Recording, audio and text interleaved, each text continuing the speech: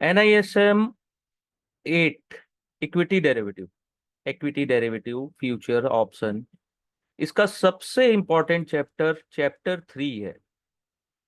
20% questions आते हैं। 20% chapter 3 and chapter 4 को टोटल करें तो 40%, यानी 40% मार्क्स यहीं से आते हैं। ठीक है। सो अच्छे से तैयारी करना है, ज्यादा लाइटली मत लीजिएगा चैप्टर्स को। और 200 पेज की बुक है ये, तो इसमें और कोई नोट्स की जरूरत नहीं पड़नी चाहिए। मैं प्रोवाइड करूंगा, लेकिन मैं हमेशा कहता हूं कि अगर आप खुद को परफेक्ट बनाना है तो परफेक्ट स्टडी होनी चाहिए। ठीक है, सिंपल। अगर आप इसको अच्छे से इन दो चैप्टर्स को करते हैं, easily you can score 70 above, 70% से ऊपर नंबर आपके आएंगे। ठीक है, इसमें कोई डाउट नहीं है मुझे। ठीक है, तो यस, एनी क्वेश्चंस? हेलो सूरज जी। तो फॉरवर्ड कॉन्ट्रैक्ट क्या होता है? इंट्रोडक्शन टू फॉरवर्ड कॉन्ट्रैक्ट अपन ने देख लिया था लास्ट क्लास में, लेकिन एक थ्योरेटिकल देख लेते हैं क्या बोलते हैं। Forward contract is a agreement between two parties. दो पार्टीज के बीच में एग्रीमेंट होता है। बाय और सेल असेट्स, कोई भी असेट्स है, ठीक है, चाहे वो स्टॉक हो, रियल एस्टेट हो, ठीक है, आपका कमोडिटीज हो, एग्रीकल्चर गुड्स हो, कुछ भी। Specific date in future as the term decided today. तो जो भी टर्म्स होते हैं उसको डिसाइड आज करते हैं, और स्पेसिफिक डेट में उसकी बाइंग एंड सेलिंग की जानी चाहिए। तो फॉरवर्ड आर वाइडली यूज्ड, किसमें यूज होता है? कमोडिटीज में, फॉरेन एक्सचेंज में, इक्विटी में, इंटरेस्ट रेट मार्केट, ये चार मार्केट में सबसे ज्यादा यूज होता है। ठीक है, फॉरवर्ड कॉन्ट्रैक्ट। ठीक है, अब इसके फीचर्स क्या है फॉरवर्ड कॉन्ट्रैक्ट के? ये कॉन्ट्रैक्ट होता है दो पार्टीज के बीच में। बाईलैटरल कॉन्ट्रैक्ट होता है, याद रखिएगा, बाईलैटरल यानी दो दो पार्टीज के बीच में होता है। All of the contract like price, quantity, quality of underline, कैसी क्वालिटी है, क्वांटिटी कितनी है, delivery term like place, settlement procedure are fix on the date of entering into the contract. जिस दिन कॉन्ट्रैक्ट में अपन एंट्री लेते हैं उस दिन ये सब चीजें डिसाइड कर लेते हैं। ठीक है। Forward are bilateral over the counter transaction. Forwards are bilateral यानी दो लोगों के ओवर द काउंटर ट्रांजेक्शन। ठीक है, where the term of contract such as price, quantity, quality, time and place are negotiated between two parties. Negotiate होता है दोनों के बीच में। ठीक है, कोई इनका नियम कानून धर्म नहीं होता इनका। जो चीज जो जैसा चाहे ये निगोशिएट एक दूसरे से कर सकते हैं। जैसे अपन कोई भी सामान खरीदने मार्केट जाते हैं, तो हम जो सेलर है उससे निगोशिएट करते हैं कि 50 रुपए की चीज है, तुम मुझे 40 में दो, 30 में दो। डिस्काउंट मांगते हैं, कहते हैं क्वांटिटी ज्यादा लेंगे, क्वालिटी अच्छी होनी चाहिए। ठीक है, तो वो अपन तुरंत खरीद लेते हैं। लेकिन फॉरवर्ड क्या होता है? एक समय के बाद खरीदना। ठीक है। फिर होता है alteration in the term of contract. इस टर्म ऑफ कॉन्ट्रैक्ट जो होते हैं उसमें अल्टरेशन भी होता है। ठीक है। अब ओटीसी ट्रांजेक्शन फॉरवर्ड में कौन यूज करता है? Corporations, traders, investing institution extensively use OTC transaction to meet their specific requirement. The essential idea of entering in a forward is to fix the price. Idea क्या होता है? Main idea क्या होता है फॉरवर्ड कॉन्ट्रैक्ट का? कि price आपने fix कर दिया, इसके बाद अगर आप चाहें, चाह के भी प्राइस रिस्क को आप अवॉइड कर सकते हैं अगर आपने प्राइस फिक्स कर दिया है तो। ठीक है। The entering into forward once is assured of price at which can buy और सेल अंडरलाइंग असेट्स। ठीक है, ये एक एग्जांपल है कि एक महीने का गोल्ड ट्रेड 62,700 में अपन ने कैश मार्केट में लिया। फॉरवर्ड कॉन्ट्रैक्ट हुआ दो लोगों के बीच में। ठीक है, तो परचेस पावर था 62,337। लेकिन जिस दिन कॉन्ट्रैक्ट का डेट आया उस दिन प्राइस हो गया था 62,700। तो नेट प्रॉफिट बायर को 363 रुपीज का हुआ। लेकिन सेम अगर स्पॉट प्राइस कम हो जाए तो वो लॉस भी बायर को होता है, जो बाय माइनस सेल प्राइस जो भी आता है, ठीक है, तो उतने का उसको लॉस हुआ। तो ये फॉरवर्ड कॉन्ट्रैक्ट्स होते हैं, दो लोगों का एग्रीमेंट। बहुत इजी है, एग्जाम में घुमा फिरा के पूछता है, तो आपको एक एक चीजें समझते चलना है।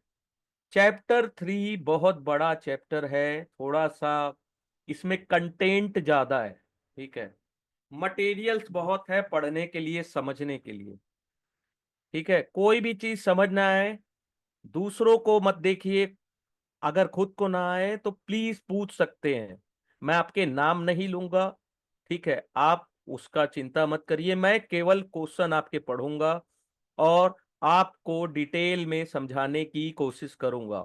लेकिन मार्केट इस टॉपिक से या जो मैं पढ़ा रहा हूं उससे रिलेटेड होना चाहिए, या प्रीवियसली मैंने पढ़ाया है उससे रिलेटेड अगर क्वेश्चंस हैं तो आप क्लास के स्टार्ट में या क्लास के लास्ट में आप पूछ सकते हैं, ठीक है। तो लिमिटेशन क्या होता है फॉरवर्ड कॉन्ट्रैक्ट का? फॉरवर्ड कॉन्ट्रैक्ट आपने ले लिया, लिक्विडिटी नहीं है, लिक्विडिटी रिस्क होता है, सबसे important. Liquidity refer to the ability of market participant to buy और sell the desire quantity of underlying assets. आपने दो, एक ने बाय कर लिया एक ने सेल कर लिया, लेकिन बायर और सेलर दोनों के पास उतनी क्वांटिटी है ही नहीं, या एक ने मना कर दिया कि मैं इतने सेल नहीं कर सकता, मेरे पास क्वांटिटी नहीं है। चूंकि forward are tailor made contract, tailor made यानी कि आप खुद बनाते हैं उसके नियम कानून, ठीक है। The term of contract are according to specific requirement of party, जो भी रिक्वायरमेंट है पार्टीज की उसके अकॉर्डिंग उसके टर्म्स बनते हैं, ठीक है।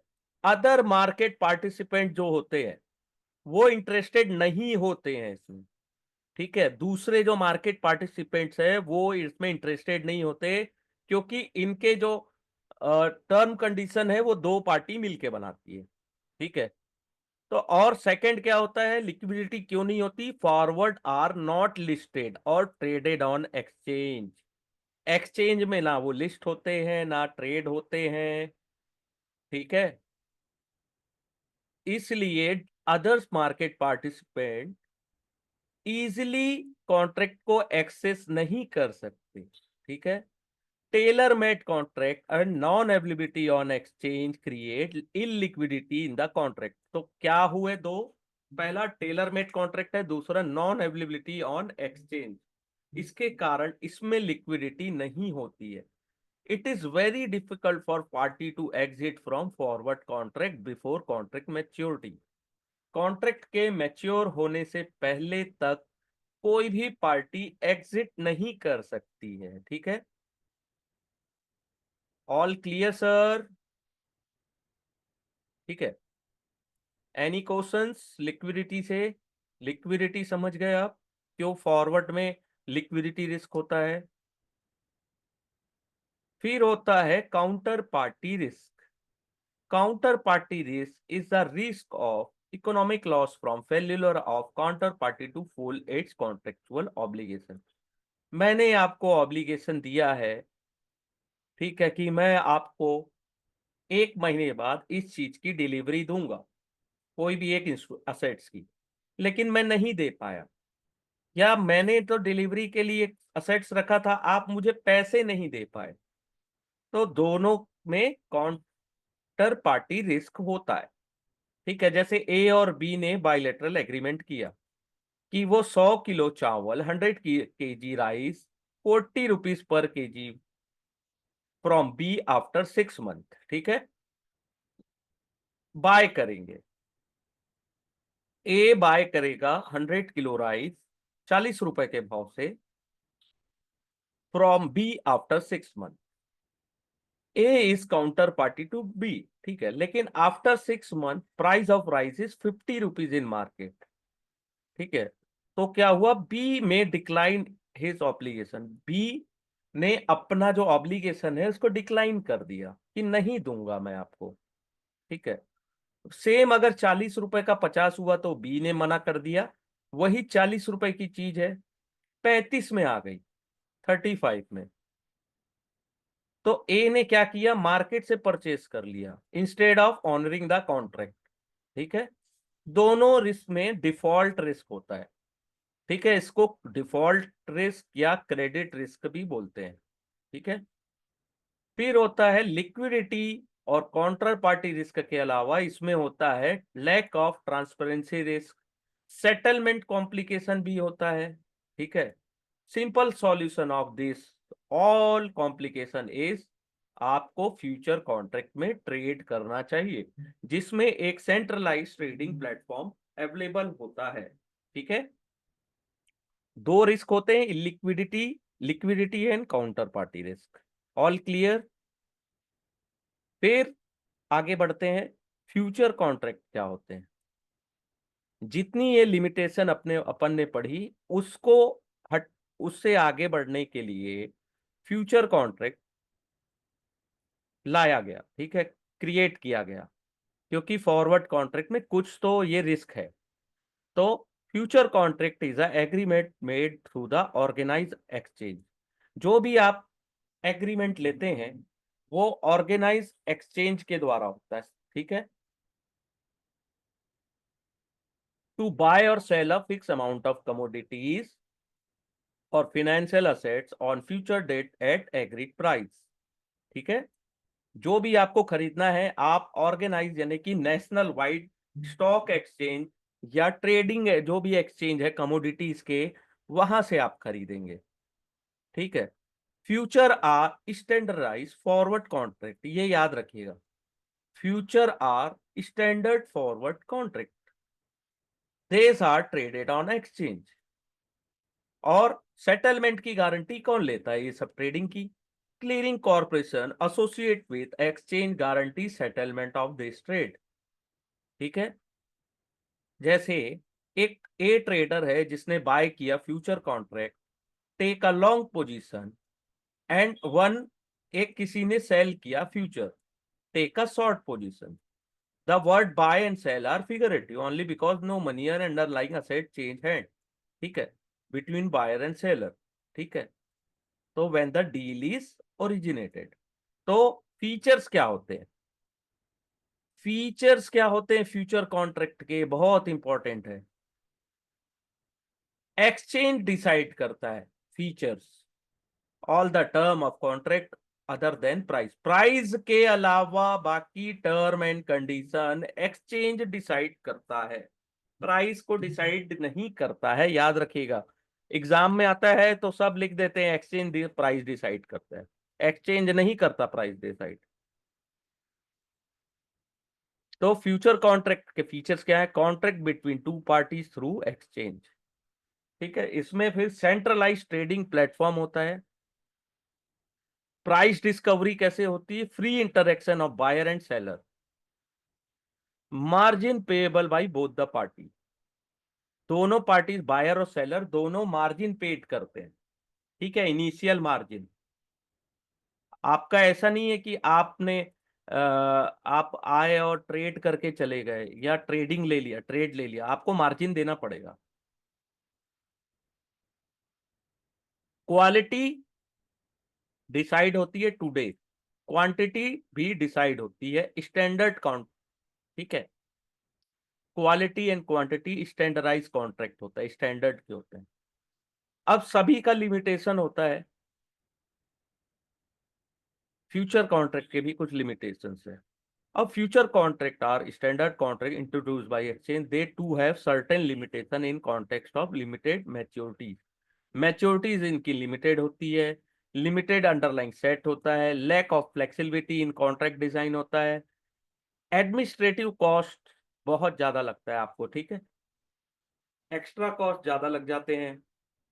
ठीक है, कौन से कॉस्ट लगते हैं आने वाली स्लाइड्स में अपन देखेंगे। ठीक है।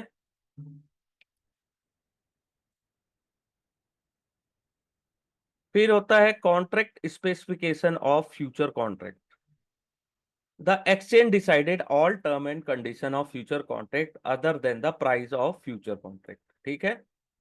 कॉन्ट्रैक्ट के specification, contract specification slide feature of derivative like contract maturity, contract multiplier और कॉन्ट्रैक्ट साइज, टिक साइज, ठीक है ये सब। तो इंस्ट्रूमेंट टाइप क्या होता है? इंडेक्स। अंडरलाइंग एसेट्स क्या है इसमें? निफ्टी 50। एक्सपायरी डेट कब है? मान लीजिए यहां दिया है 25 मई 2023। ओपन प्राइस, हाई और लो प्राइस, ठीक है। क्लोजिंग प्राइस दिन का। नंबर ऑफ कॉन्ट्रैक्ट ट्रेडेड, कितने कॉन्ट्रैक्ट ट्रेड हुए। टर्नओवर कितना था। अंडरलाइंग वैल्यू क्या है। ये सब चीजें क्या होती है अपन डिटेल में देखते हैं। अंडरलाइंग इंस्ट्रूमेंट और underlying price. Underlying instrument refer to the index और stock which the future contract is traded. कोई भी स्टॉक या इंडेक्स जिसका फ्यूचर कॉन्ट्रैक्ट ट्रेड होता है वो अंडरलाइंग इंस्ट्रूमेंट होता है, ठीक है। जैसे कि अपन ने ऊपर वाले एग्जांपल में देखा तो अंडरलाइंग असेट्स क्या था उसका? निफ्टी 50 इंडेक्स, ठीक है। The underlying price is the spot price और the price at which the underlying asset traded in the cash market. तो अंडरलाइंग की प्राइस कहां से होगी? इज द स्पॉट प्राइस जो कि कैश मार्केट में ट्रेड हो रहा है, ठीक है। फिर आता है कॉन्ट्रैक्ट मल्टीप्लायर और कॉन्ट्रैक्ट साइज। फ्यूचर कॉन्ट्रैक्ट क्या होते हैं? लॉट में ट्रेड होते हैं, traded in lot. The lot size and contract size of index and stock future is determined by exchange. Contract size for index and stock futures कौन decide करता है? Exchange. Contract size are different from each stock, ठीक है। सभी stocks के और index के derivative के जो साइज होते हैं, कॉन्ट्रैक्ट साइज, वो डिफरेंट होते हैं, ठीक है। डिफरेंट होते हैं सभी के। और कॉन्ट्रैक्ट साइज चेंज भी होता है time to time depending upon the change in index level and stock price, ठीक है। To arrive at the contract value we must multiply price with the contract multiplier, ठीक है। कॉन्ट्रैक्ट की value कितने की होगी उसको अपन लॉट साइज से मल्टीप्लाई कर देंगे तो अपने को कॉन्ट्रैक्ट की वैल्यू पता चल जाएगी, ठीक है। जैसे निफ्टी का यहाँ पे एग्जांपल 50 दिया है, ठीक है। तो इसके अनुसार इसका कॉन्ट्रैक्ट प्राइस कितना हुआ? 9,17,000, ठीक है। ये कॉन्ट्रैक्ट वैल्यू हो गया। फिर होता है contract cycle. It is period over which a contract traded. जब तक वो कॉन्ट्रैक्ट ट्रेड होता है एक समय के लिए उसको बोलते हैं contract cycle. Index and stock future contract traded on NSC follow 3 month, ठीक है। 3 महीने का ट्रेडिंग साइकिल होता है जो भी स्टॉक और इंडेक्स निफ्ट एनएससी में ट्रेड होते हैं, ठीक है। जैसे आज अभी चल रहा है मार्च, ठीक है। तो मार्च महीने का हो गया, अप्रैल का हो गया। तो मार्च को अपन क्या बोलेंगे? Near month. नेक्स्ट मंथ हुआ अप्रैल, फार मंथ हुआ मई। मई तक के कॉन्ट्रैक्ट अवेलेबल होते हैं। The NSC and BSC offer trading on monthly as well as weekly future contract. तो जो ये बंद हो चुका है, ठीक है। अभी केवल एनएससी, निफ्टी और सेंसेक्स में ही वीकली एक्सपायरी चलती है, ठीक है। फिर आगे आता है expiry date. This is the date on which derivative contract cease to exist. जिस दिन आपका कॉन्ट्रैक्ट खत्म होता है। Last trading date of the contract is also called expiration date. Expiry date के दिन all contract are compulsory settle. सभी को सेटल होना जरूरी है। बाय और सेल आपने जो किया है उनका सेटलमेंट जरूरी है। अगर आपको पोजीशन को कंटिन्यू करना है तो आप क्या कर सकते हैं? Roll over to another future contract of the same underline. तो नेक्स्ट मंथ के लिए आप रोल ओवर कर सकते हैं। This means selling the expiry contract ठीक है, एक्सपायरी वाला कॉन्ट्रैक्ट से आप बाहर निकल गए, सेल कर दिया उसको, और बाय कर लिया आपने नेक्स्ट कॉन्ट्रैक्ट को। ठीक है, both the side of roll over should be executed at the same time. दोनों सेम टाइम में होता है ना, both side of roll over, यानी कि आपने सेल किया और तुरंत बाय कर लिया। ठीक है, Nifty and bank Nifty future contract and stock future listed on NSC expiry on the last Thursday of respective month. ठीक है, लेकिन अभी अप्रैल से इसकी टर्म एंड कंडीशन चेंज होने वाले हैं। तो अप्रैल से पहले तक अगर आप एग्जाम दे रहे हैं इसका, तो आपके लिए जो अभी टर्म एंड कंडीशन है वही चलेगा। लेकिन जैसे आप अप्रैल के बाद एग्जाम देके, तो आपके आंसर चेंज हो जाएंगे। ठीक है, all clear sir?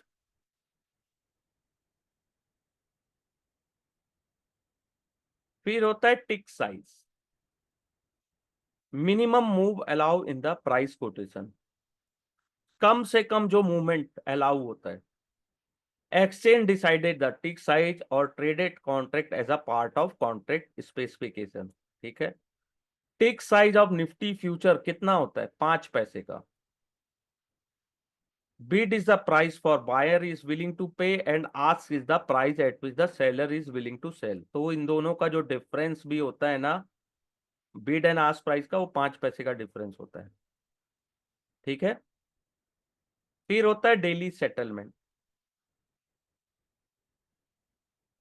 Exchange follow daily settlement procedure for open position in equity index and stock future. Daily settlement होता है इसका। ठीक है, all open positions are settled daily based on daily settlement, जो भी सेटलमेंट होता है उस प्राइस के अनुसार, which is calculated by exchange on the basis of last half an hour weightage average price that future contract।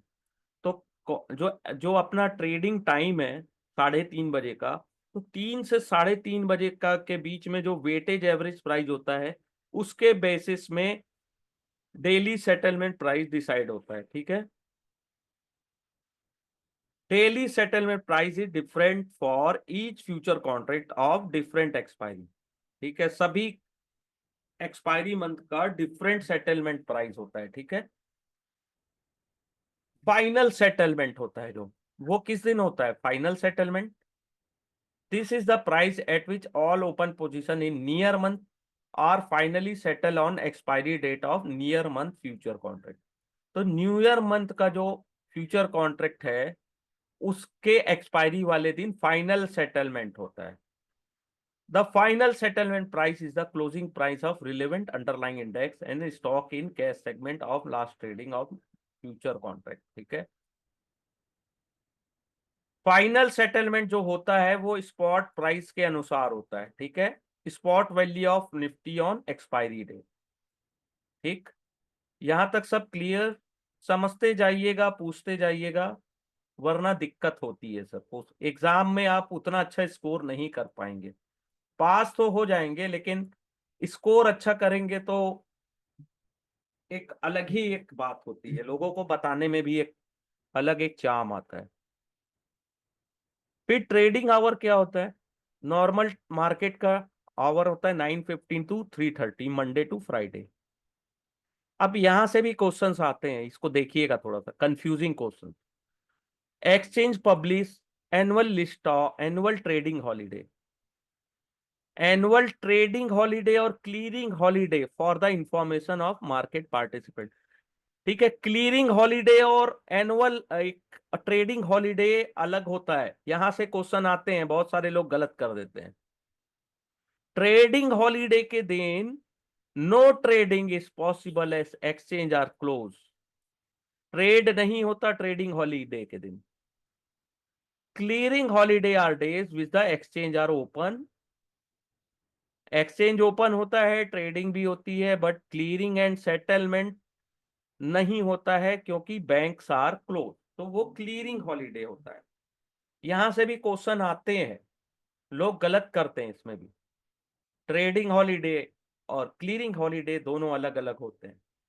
ठीक है, बहुत सारे लोग ट्रेड भी नहीं कर पाते हैं, टुमारो इज क्लियरिंग हॉलीडे, तो हाँ चलो मार्केट बंद है, पोजीशन आज ही स्क्वायर ऑफ कर लिया अपन ने। फिर फिर कल पता चलता है कि ओपन है, क्योंकि ट्रेडिंग हॉलीडे था, ए क्लियरिंग हॉलीडे था। अब देखिए यहाँ बीएससी सेंसेक्स का फ्यूचर कॉन्ट्रैक्ट साइज है, ठीक है, अभी ये चेंजेस हुए हैं कुछ। तो बीएससी का सेंसेक्स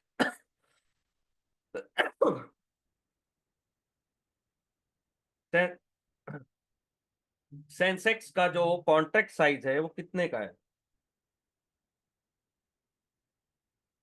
कोई बता सकता है अभी कितने का है सेंसेक्स का?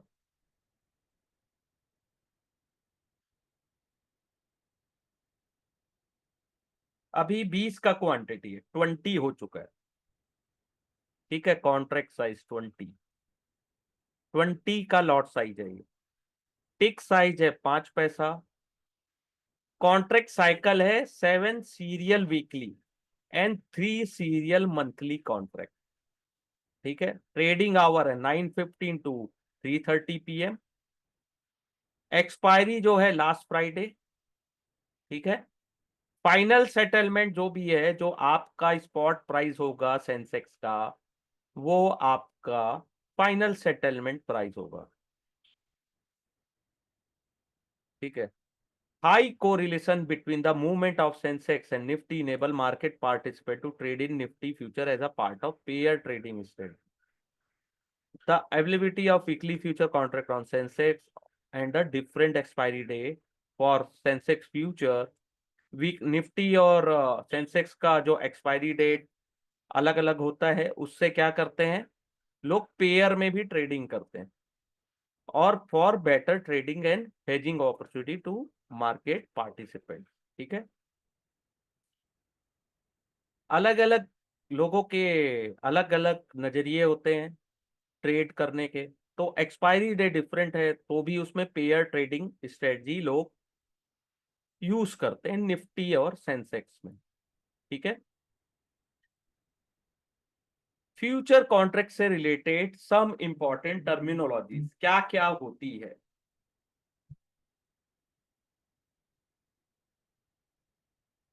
पहला होता है बेसिस। बेसिस क्या होता है? ये आता है question. Difference between the spot price and the future price is called basis, ठीक है। स्पॉट प्राइस और फ्यूचर प्राइस के बीच जो डिफरेंस डिफरेंस होता है उसको बेसिस बोलते हैं। If the future price is greater than spot price, future price spot price से ज्यादा है, तो basis for assets is negative. और spot price greater than future price, तो बेसिस होगा पॉजिटिव, ठीक है। और 1 मंथ का जो बेसिस है एक्सपायरी का कॉन्ट्रैक्ट का, वो डिफरेंस हो सकता है उसमें 2 और 3 मंथ के कॉन्ट्रैक्ट में, ठीक है। तो फ्यूचर कॉन्ट्रैक्ट के जितना जो आगे के मंथ होते हैं उसमें डिफरेंस होता है, ठीक है। तो basis for 1 month contract, basis for 2 month contract, also important to understand difference in the basis of 1 month future and 2 month, दोनों के बीच का भी डिफरेंस अपने को कैलकुलेट करना पड़ता है, कई बार देखना पड़ता है। इक्वल होना चाहिए to cost of carry, cost of carry के कारण, ठीक है। The underlying asset between first and second month, थोड़ा सा डिफरेंस होता है कॉस्ट ऑफ कैरी के कारण। इसको भी अपन देखेंगे कॉस्ट ऑफ कैरी क्या होता है। कॉस्ट ऑफ कैरी अगर मैं सिंपल वर्ड में बोलूं, तो आप जितने दिन, जितने लंबे समय तक किसी कॉन्ट्रैक्ट को अपने पास रखना चाहते हैं, तो आपको जो उसको रखने का, कैरी करने का जो चार्ज होता है, वो सबसे ज्यादा कमोडिटीज में लगता है कॉस्ट ऑफ कैरी, ठीक है। Life of the contract basis में भी निगेटिव और पॉजिटिव, ठीक है, ये देख लिया आपने। as there is movement in future price and in spot, what is the basis is positive or negative, it become a zero at maturity of the future contract। जो बेसिस पॉइंट है वो maturity वाले दिन zero हो जाता है। There should be no difference between future price and spot at the time of maturity. Maturity time में कोई भी डिफरेंस नहीं होता है, ठीक है। ऐसा क्यों? क्योंकि final settlement of future contract on last trading day take place on at the closing price of underline. जो अंडरलाइंग असेट्स का जो कैश में प्राइस क्लोज होता है एक्सपायरी वाले दिन उसी प्राइस पे फ्यूचर कॉन्ट्रैक्ट सेटल होता है, ठीक है। अब यहां से एक इंपॉर्टेंट पॉइंट आता है, कॉस्ट ऑफ कैरी क्या होता है? Cost of carry is the relationship between future and spot price. It measure the storage cost plus the interest that is paid to finance और carry the asset till delivery, ठीक है। या तो interest आपको paid करना होता है finance में, या तो स्टोरेज कॉस्ट देना पड़ता है कमोडिटीज मार्केट में, ठीक है। तो उसको बोलते हैं carry the assets till delivery. आपको रखना पड़ेगा ना, तो उसका इंटरेस्ट देना पड़ेगा, स्टोरेज कॉस्ट देना पड़ेगा, less the income earn on asset during the holding period, ठीक है। For equity derivative carrying cost is the interest paid to finance plus less the dividend earn, ठीक है। अब इसको अच्छे से डिटेल में देखते हैं, आता है यहां से क्वेश्चन। जैसे एक एबीसी लिमिटेड की एक कंपनी है, 100 रुपए में कैश में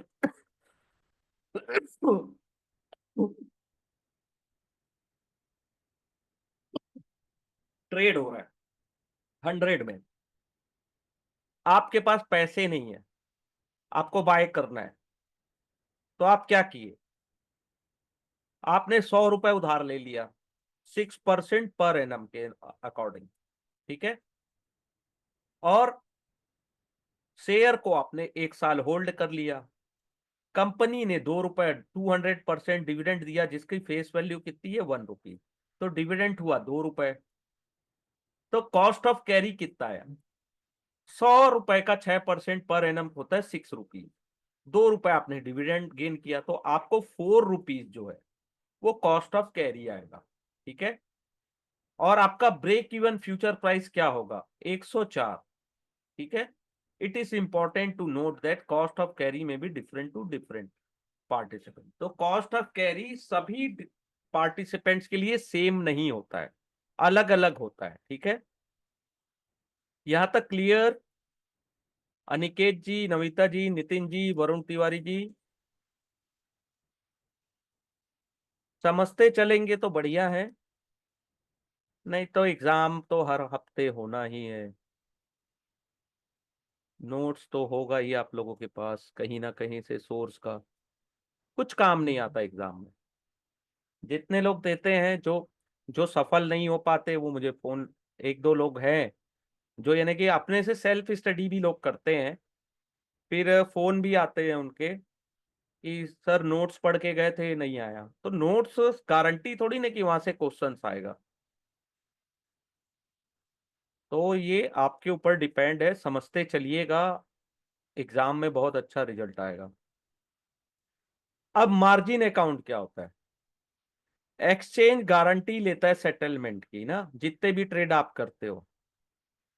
अगर कोई प्रोटेक्शन अगर उसको करनी है काउंटर पार्टी डिफॉल्ट से, तो वो मार्जिन चार्ज करते हैं ब्रोकर से। और ब्रोकर क्या करता है? वो मार्जिन चार्ज करता है क्लाइंट से, ठीक है। तो कितने टाइप के मार्जिन होते हैं? पहला होता है initial amount one needed in the margin market at the time of entering into the future contract is known as the initial margin. जब अपन फ्यूचर कॉन्ट्रैक्ट में एंट्री लेते हैं, तो अपने को इनिशियल मार्जिन पेड करना होता है, ठीक है। तो इनिशियल मार्जिन डिपेंड करता है, ठीक है। कोई भी अगर मान लीजिए एग्जांपल दे रहा है कि किसी को लग रहा है कि मार्केट ऊपर जाएगा, ठीक है, तो उन्होंने क्या किया, लॉन्ग निफ्टी फ्यूचर ले लिया, जिसका लॉट साइज अभी तो 75 का हो चुका है। तो उसके अकॉर्डिंग मान लो 9,13,750। तो एज्यूम करते हैं कि इनिशियल मार्जिन आपसे 10% ब्रोकर ने मांगा, तो आपको 91,000 तो आपके को मार्जिन पेड करना होगा देना होगा अगर आपको फ्यूचर के कॉन्ट्रैक्ट में ट्रेड लेना है तो। ठीक है। इसको कहते हैं इनिशियल मार्जिन। और initial margin is depend on price movement of underlying assets. High volatility में असेट्स को ज्यादा रिस्क होता है तो एक्सचेंज आपसे ज्यादा इनिशियल मार्जिन चार्ज करता है। लो वोलेटिलिटी है तो कम चार्ज करते हैं। तो डिपेंड करता है, ऐसा कोई फिक्स नहीं होता कि आपसे 10% ही लेगा। डिपेंड करता है कि मार्केट में रिस्क कितना है। ठीक है, ये होती है इनिशियल मार्जिन। बहुत इजी है, क्वेश्चन आता है लोग समझ ही नहीं पाते हैं। फिर marking to market, M2M, MTM जिसको बोलते हैं ना, मार्किंग टू मार्केट। तो जब कॉन्ट्रैक्ट आपने ले लिया, फ्यूचर कॉन्ट्रैक्ट, ठीक है, उसकी मैच्योरिटी 2-4 महीने की है, तो जो भी प्रॉफिट और लॉस होता है वो डे टू डे सेटल होता है।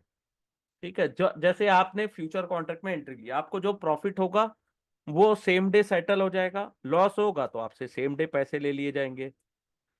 तो the exchange collect this margin from loss making participant. तो जो पैसे हैं वो लॉस मेकिंग पार्टिसिपेंट से मांग के गेनर को दे दिया जाता है डे टू डे बेसिस पे। इसको बोलते हैं marking to market, MTM margin.